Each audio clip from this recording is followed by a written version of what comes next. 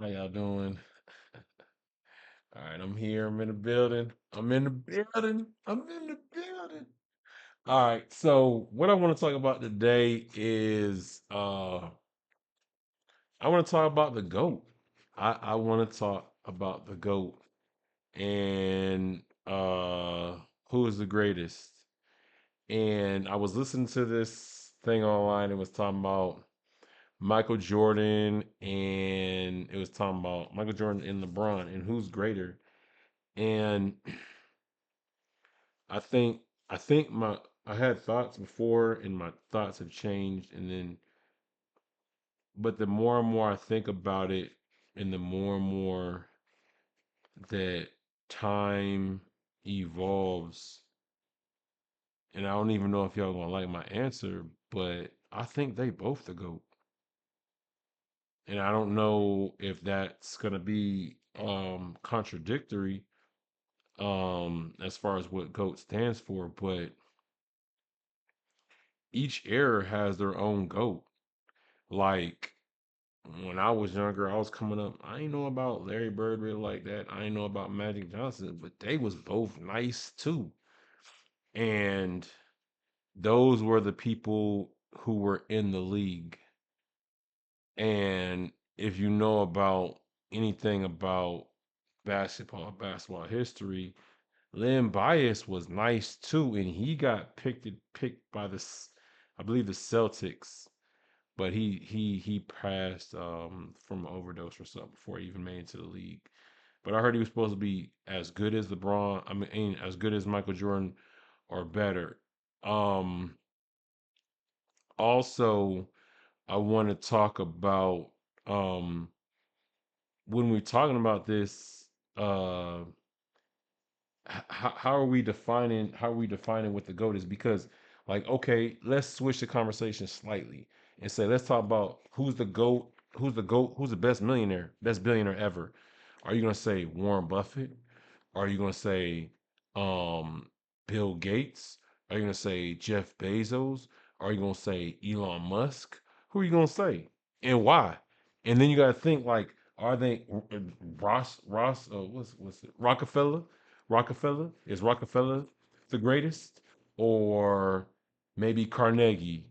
Or pick anybody else in society in the past who has done well. And that's what I think where my argument stems from. If you can't if you can't prove that they're better or worse in a given particular time, then how can you say that? Because like as the times change, as we go from industry to industry, from farm era um to the industrial era to the era of technology, what changes? And if you know anything about basketball, no, not LeBron, Michael Jordan talked about it.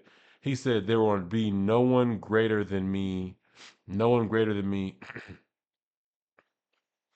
no one greater than me unless they change the court, and they're not, because Naismith, when he created it with the with the, I think, apple baskets or whatever, peach baskets, 94 feet of it, like it's not going to change because it's going to change too much. Now, how physical you could play in the game has changed or whatnot, so those things have changed. But then that brings me always back to what I'm thinking about is like, what or where are we at in our particular position that we need to change? Because the game does not change. If we talk about the game of money, the game of business, the game of politics, the game does not change. The players change, but the game does not change. So what do we need to see? What are we not seeing? And are we seeing all the players on the board? Who's not on the board?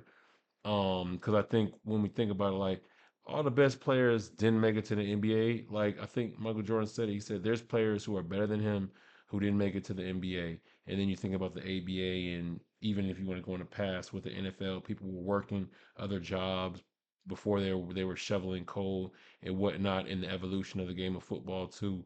Um, but you just think about how time has progressed, how things have changed. Now we're going into a technological age. We're going to the age of AI. And the question is, how can we become the GOAT of the age and the time for what we're trying to achieve and do? What do we need to do? What do we have? What do we need? What do we need to build on? What are our weaknesses or whatnot? So I think about that. I think we think as we're going from era to era and thinking about top tier, and then are you going to go to engineering, accounting, um it might be management, any type of leadership or authority position like that. So just think about that, because I think it was Gilbert Arenas who was kind of having the conversation, and my question is really how we really making this definition. And I think his argument was that that LeBron was manufactured, or he approached it as a business, versus Michael Jordan didn't. He was on the same team. My argument is, I hear what you're saying, Gilbert, but I think there's certain things you're not saying. Like Michael Jordan had his own. He had his own. He had his own the coaches. He had different coaches. Cause I remember there was initial players who were there with him who he played well with, didn't play well with. I think he broke his ankle or he fractured his foot or something like that. I think it was third draft pick, and he came into the league and he played for however many years it was. And I know he did more. He accomplished more than LeBron did in his 20 years or whatever. But I think like the game was more physical back when Michael Jordan was playing versus now. Um, and I think there's still same amount of games, 80 games were played or whatnot. Uh, but you got to look at, okay, what else has changed? But then you say that LeBron is manufactured. Let me, before I go to LeBron, let me say this too. Um, but he got Phil Jackson. They started putting Coach Kerr with him, who's the coach of Golden State. For those who don't know, oh yeah, Kerr was out there hitting knockdown shots, like count them, like get them out of here. BJ Penn. They got Dennis Rodman, Harper, and I'm going from the first three-peat to the second three-peat. Like when you jumping around the teams like that, and then you just seeing what's happened. I said like it's crazy, but Phil Jackson was the coach. He didn't want to play under anybody except was Phil Jackson, and Phil Jackson put that team together. And then the Bulls industry just so happened to want to put a team together so he could do that. So now I don't got no problem with Dan Gilbert. I think Dan Gilbert's a great owner over there at the Cavaliers, but I don't think LeBron James's experience was the same. I know when me and my boys, we argued about this for sure forever.